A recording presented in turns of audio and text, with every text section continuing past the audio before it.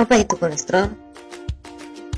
Pendeknya, kolesterol adalah penyakit yang menyerang proses sirkulasi darah yang biasanya sering terjadi pada orang yang cukup tua. Hal ini dikarenakan kolesterol membutuhkan waktu yang bisa dibilang jauh dari kata singkat untuk terus melakukan penumpukan lemak kolesterol, atau dalam bahasa kedokteran yaitu plak. Penumpukan tersebutlah yang kemudian akan mempengaruhi proses sirkulasi darah pada saluran pembuluh darah.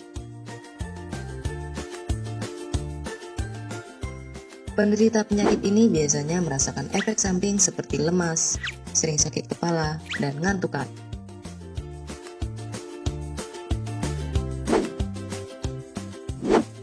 Penelitian kolesterol bermula sejak abad ke-17. Para ilmuwan dari Prancis mencoba untuk meneliti penyebab terjadinya penyakit ini. Tapi pada saat itu mereka masih belum bisa menjelaskannya. Mungkin karena beberapa faktor seperti teknologi dan peralatan yang masih sangat terbatas. Hingga akhirnya setelah Perang Dunia Kedua, para ilmuwan mencurahkan perhatiannya terhadap penyakit jantung, yang pada saat itu jumlahnya terus meningkat. 80% hasil penelitian tersebut menjelaskan bahwa adanya pengerasan dan penebalan pada dinding pembuluh darah akibat metabolisme kolesterol yang terlalu berlebihan dan akhirnya menghambat proses sirkulasi darah yang dipompa dari dan oleh jantung. Namun hingga saat ini pun masih banyak ilmuwan yang meneliti mengenai keberadaan penyakit ini.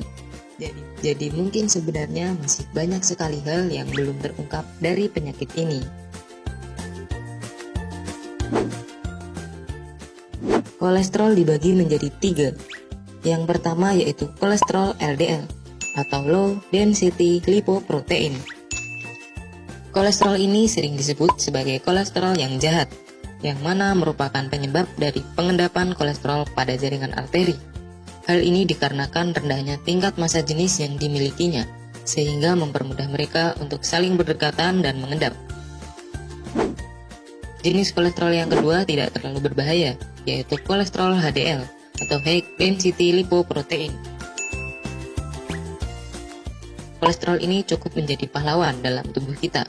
Hal ini dikarenakan seringnya mereka merobohkan tumpukan kolesterol LDL.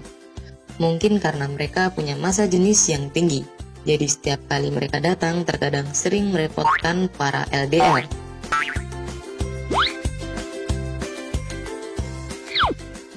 Makanan yang mengandung kolesterol HDL ini biasanya sering kita jumpai pada gandum, sereal, dan yogurt. Dan yang terakhir adalah kolesterol trigliserida.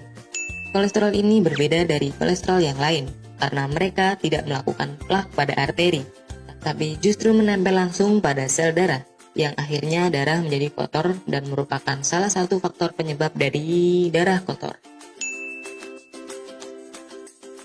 Makanan-makanan berminyak, terutama pada ranah hewani, adalah pemicu utama meningkatnya kadar kolesterol, seperti daging ayam, iga sapi, kambing, babi, kepiting, udang, dan masih banyak lagi makanan yang mengandung lemak kolesterol yang melebihi batas normal dari proses pencernaan tubuh kita.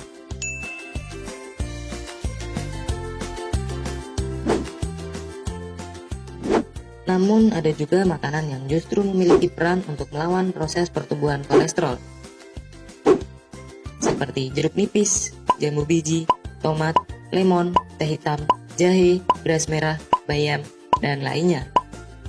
Makanan tersebut memiliki kandungan yang dapat melumpuhkan kolesterol, seperti magnesium, flavonoid, likopen, vitamin C, dan fitonutrien. Tapi yang pastinya membutuhkan waktu yang cukup lama untuk menurunkan kadar kolesterol. Faktor seperti pola makan, aktivitas sehari-hari, dan olahraga juga termasuk bagian dari itu.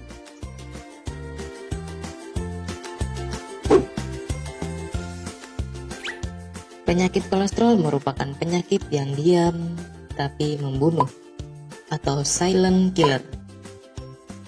Kolesterol bahkan menduduki peringkat ketiga dari 10 jenis penyakit yang mematikan. Jadi mulailah mengurangi makanan yang berminyak dan menjalani hidup yang lebih sehat. Karena mencegah lebih baik daripada mengobati. Begitulah beberapa hal yang kami tahu mengenai kolesterol.